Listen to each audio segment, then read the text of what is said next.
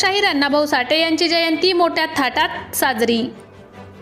1 August रोजी साहित्यरत्न लोकशाहीर डॉक्टर अण्णाभाऊ साठे यांची जयंती साजरी करण्यात आली।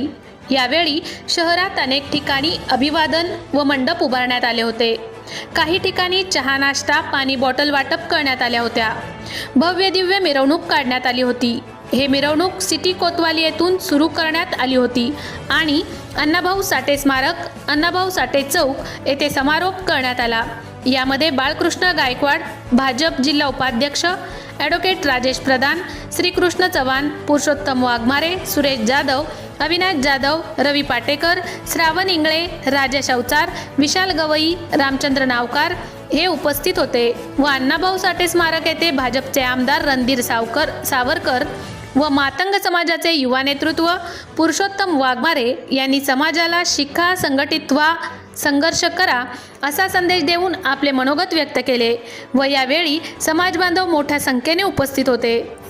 सत्यशोधक न्यूज चॅनलसाठी अकोला जिल्हा संपादक विशाल गवई।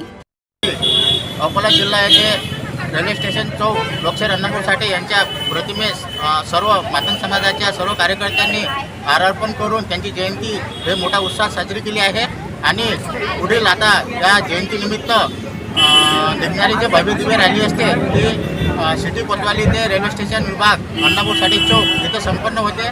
तरीसुद्धा समस्त मातंग समाजाला व समस्त भारतीय नागरिकांना लोकशाहीर अण्णाभाऊ साठे यांच्या 105व्या जयंतीनिमित्त खूप खूप शुभेच्छा देतो आणि इथे थांबतो। Subscribe now and press the bell icon. Never miss an update.